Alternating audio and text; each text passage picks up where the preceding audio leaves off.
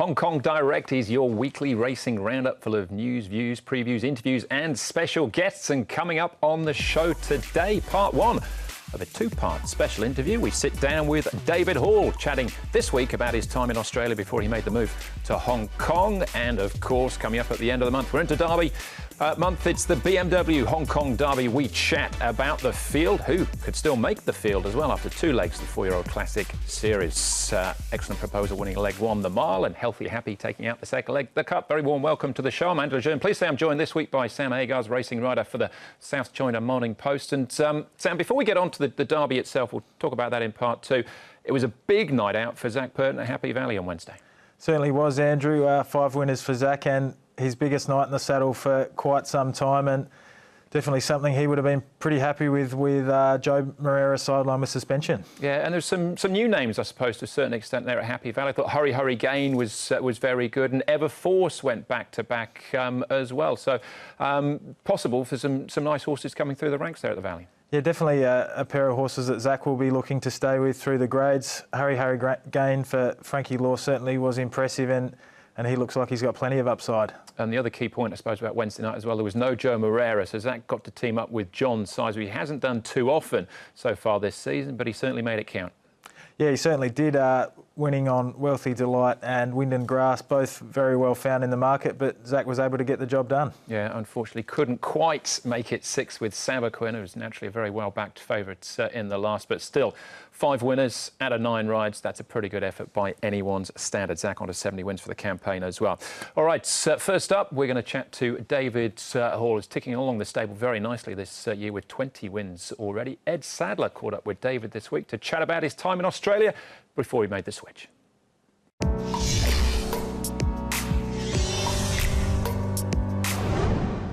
Well, David, thank you very much for your time this morning. Let's go back to the beginning of your training career. Your father trained horses at Morphettville. Were you always destined to get into the racing game?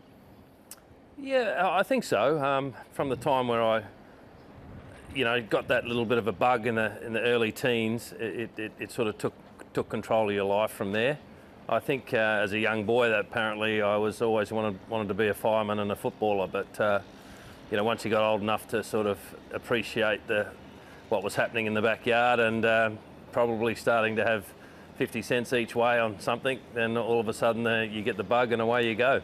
So you started training at Morphettville in 1988. What were those early days for you like as a trainer? Yeah, it all happened sort of fairly quickly. I left school and worked at Agars then, which is now the Magic Millions, and so I spent 2 years in the pedigree department. I was with a group of really well-credentialed people, as it turned out. At the time, it was Simon Vivian and Neil Bowden and Tony Reardon, and David Coles was my boss, and these are all sort of really well-respected guys in the industry these days. And it was a really good learning curve, and I was still sort of trying to help out Dad in the mornings and go to work. So eventually, I just turned to being foreman for Dad, and left Agars and concentrated on running the stable with Dad and learning as much as I could. And then went for a little tour overseas. I went to England for 6 months, came back and was even more infected by the sport and wanted to train myself, and then eventually had 1 or 2 with Dad and just got bigger and bigger from there. So it all happened very fast. After a number of years in South Australia, in the early 90s, you made the move to Melbourne. Was that the next step in your progression as a trainer? I had a couple of big supporters. David Weeks and John Manuel were sort of backing the stable, and I didn't last long at Dad's. There was no room. I had to buy the stables next door, and we were sort of having quite a bit of success, and those guys were getting very heavily involved, and they wanted to move their business to Melbourne. And I woke up one day and thought, hell, why aren't I going?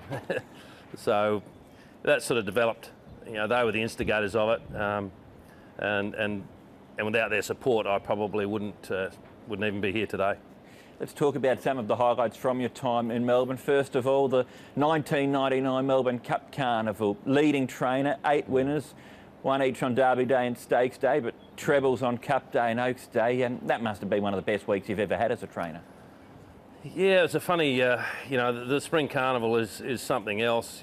Probably you know, my first experience, I was still training in Adelaide. I took 2 horses over and they both won on Cup week. So, you know, it was something that you can't explain at that point. And then it sort of, it kept raising the bar, and it got to that level of, you mentioned the 99 year when we had the 8 winners.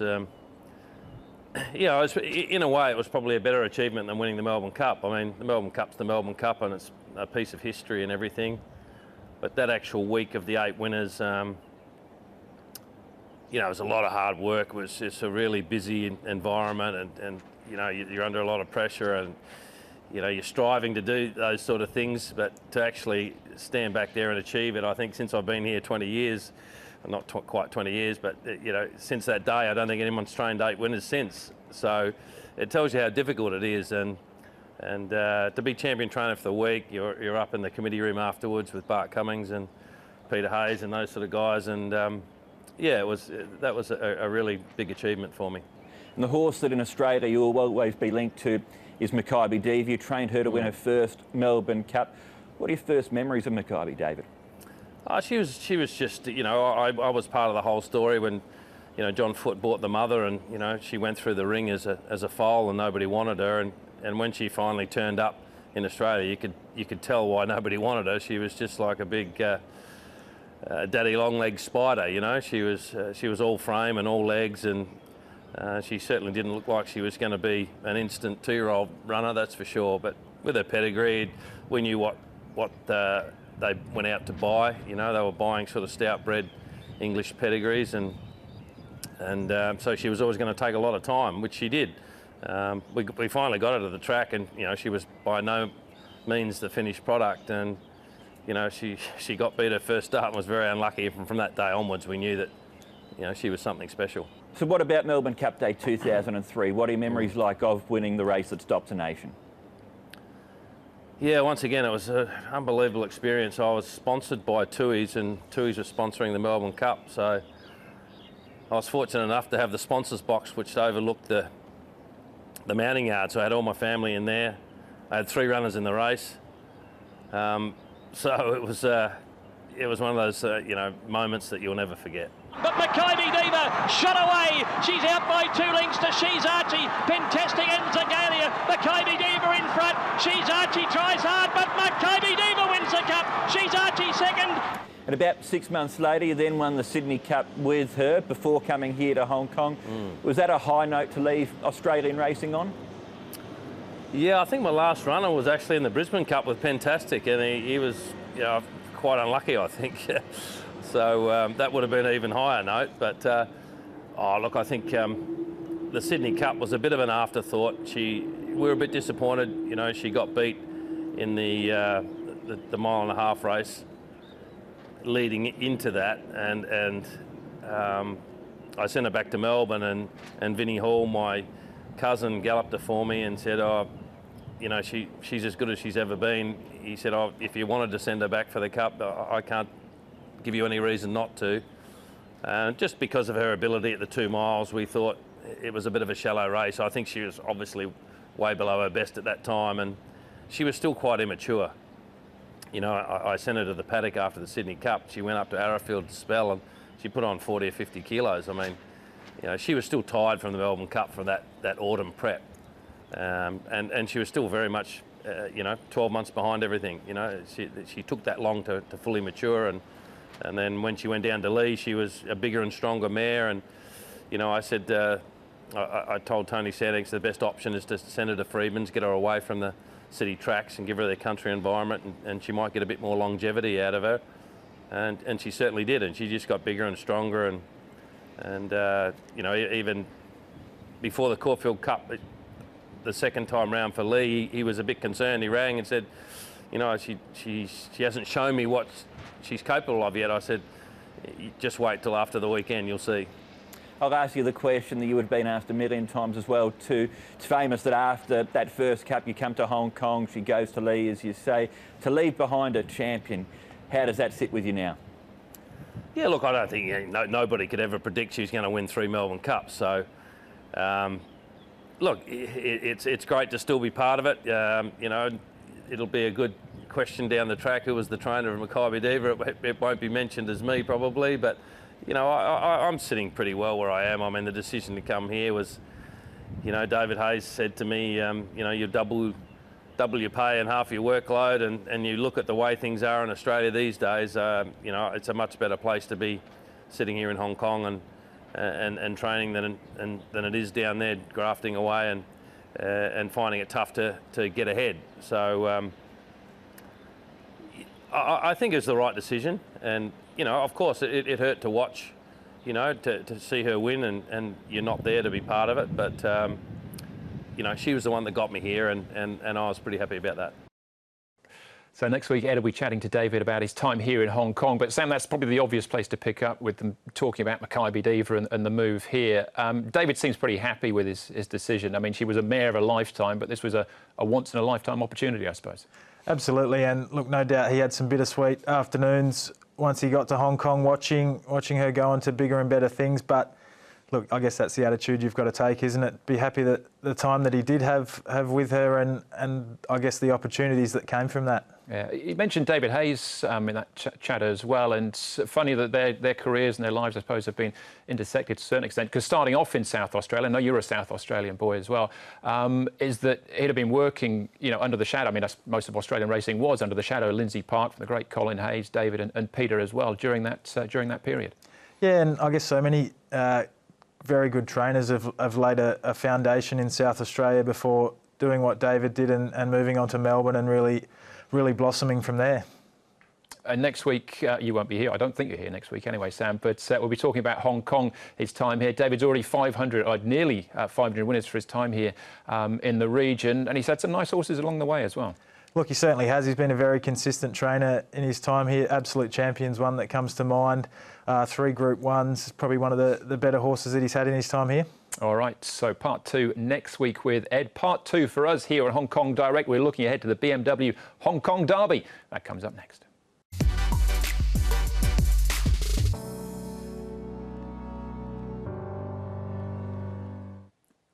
Welcome back to Hong Kong Direct. Sam Agars from the SCMP still with me. More on him on this year's Derby field, but just to whet your appetite, we're about 2 weeks away. Sunday the 21st of March for the BMW Hong Kong Derby. This is the race that every Hong Kong owner wants to win.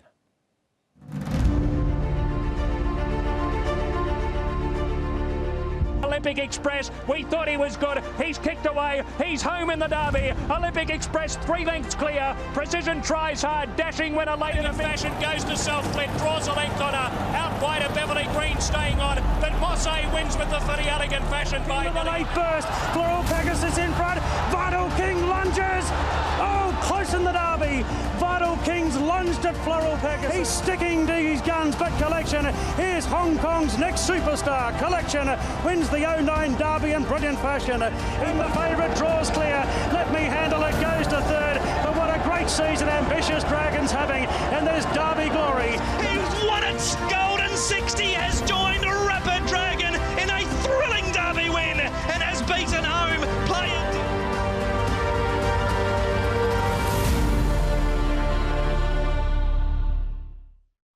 Golden 60, of course, winning last year, Sam. And as Mark said there in the call, a thrilling race and a thrilling win. When the market suggests the field looked like it was maybe a one-horse race, but maybe 2 or 3 at most. It's not like that this time round. Certainly isn't. There's a number of horses. They're very close in the ratings, and they look set to be very evenly matched in a couple of weeks' time.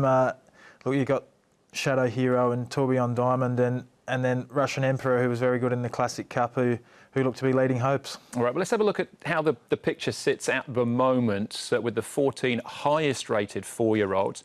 Sky Darcy, excellent proposal, won the mile. Healthy Happy won the Classic Cup. Shadow Hero was excellent in the Classic Cup as well. You mentioned Tourbillon Diamond. Lucky Express, another runner for John Size. Russian Emperor was huge in the Classic Cup itself. A much improved effort from him down through Lucky Patch Banfield. Congratulations, maybe a question mark there. Silver Express, is there a touch of Ping Hai Star about him, the way he's sort of fought his way into the field? Berlin Tango runs on the weekend, and Conqueror also runs on the weekend. He's the cut-off point at the moment, Sam, on 87, which means although in the past you needed a triple-figure rating to win the Derby, that's historically what we've looked at. It's a very highly rated event this year, and maybe that run for that stat comes to an end this time round. Yeah, look, certainly could. I mean, there's a couple at the top of the ratings. Sky Darcy, for one, who I think can go very well in a Derby, was finishing off strongly in the Classic Cup despite not having it all his own way in the straight. But look, yeah, there's certainly depth in the race, and yeah, look, there's probably as many as 8 to 10 that you could make a case for at this point in time. Well, it's sort of like Last Chance Saloon coming up on the weekend, and maybe they're only 2 weeks away from the Derby itself. But in the final race on Sunday, we've got 7 horses with Derby entries. But these are the horses that are on the cusp at the moment, need to improve their rating. Arthur's Kingdom off 85, so he's 2 points shy of Conqueror. Packing Waltham, he was a super run in the Classic Cup, but at this stage, the way it looks, you take the top 14, he's not in. Celestial Power, Maximus, Sea of Life, Super Football, all run on the weekend. We'll talk more about Super Football and hear from Caris Teat in a moment. Tsar Savaquin, well, he ran on Wednesday, probably not going, and the ones below as well, the Crown Beauty Joy, Yo Beauty and Super Diamond Night, probably not either. But of those horses, well, Tsar sort of sprung into calculations, I suppose, with his last start effort at Happy Valley over 100 to 1. Yeah, he certainly did.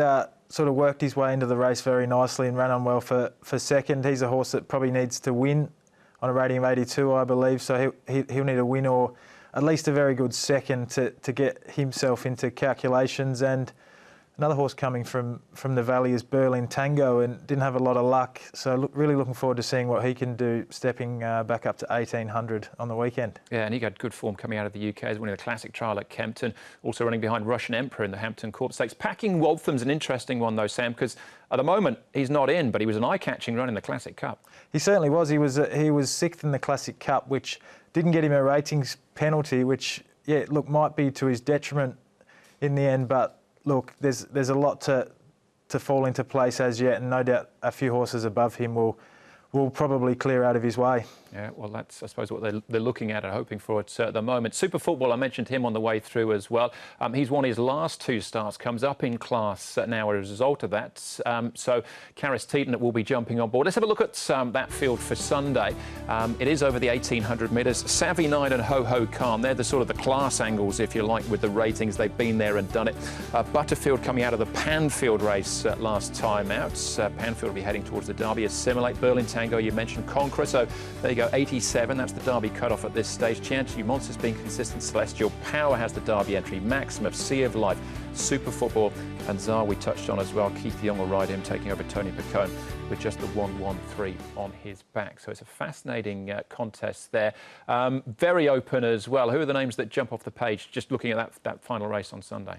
Well, look, outside of the 4-year-olds, Savvy Nine with the weight off certainly looks like a chance to me. But then as we work down, I mentioned Berlin Tango. I'm expecting him to show something. And then you mentioned Super Football. And then Sea of Life wasn't too bad in the Classic Cup. I think he finished 9th, but he wasn't too far off them. So another galloper that could show something. Yeah, he's got a wide gate, barrier 12. Wagner Borges will stay on him. Super Football, though, I think is definitely an interesting contender. With the lightweight on his back, Zach Purton can't ride him this time round. So Caris Teat will be on board. We caught up with Caris at Track Work to find out more. He's progressing nicely. Of course, his 2 wins look pretty solid, and could be jumping on the right arm. And of course, he have a lightweight. That's why I got the opportunity. You rode him in a piece of work this week. What were your impressions of him from that work? He's a lovely horse. Actually, I worked him twice. Worked him by himself. He felt like a pony, like he's so quiet. And then you put him with the other horse, he really you could feel like how he is. He's very competitive. So it's a good sign. I think he's going to just progress into a very nice horse. Yeah, he's getting there bit by bit. Caris won't, if he did go to the Derby, though, Caris won't ride him. Sam, I believe he's committed to Russian Emperor now. Yes, he certainly has.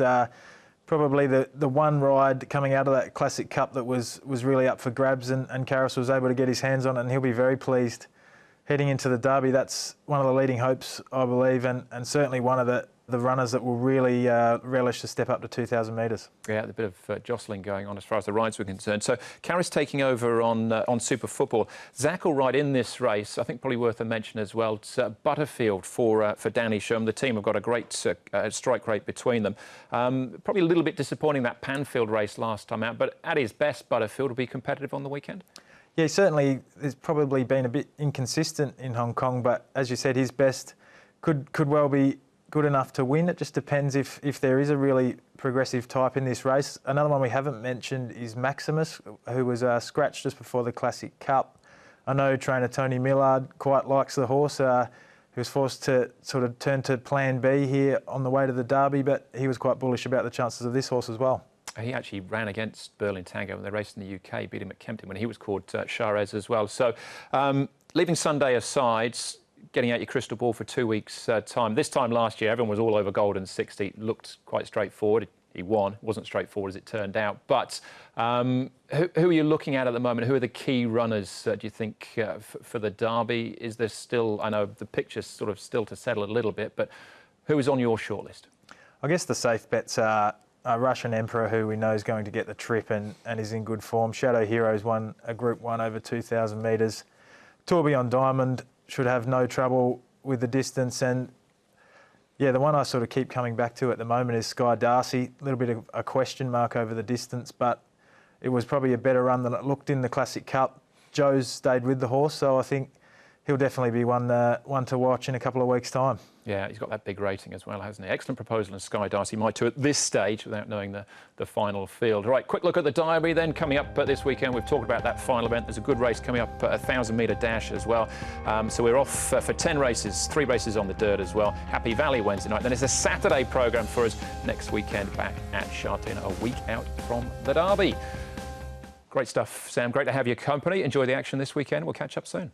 Thanks very much for having me, Andrew. Absolute pleasure. All right, that's the show. Thanks for watching. Going to leave you this week as we count down to the Derby itself, going back to Ping Hai Star and his dashing run under Ryan Moore. Exultant was favourite for this race, incidentally. The Iron Horse still going round, but this day it was Ryan Moore and John Size with Ping Hai Star. Enjoy this. We'll see you again on Sunday and bring all the action from Hong Kong direct to you.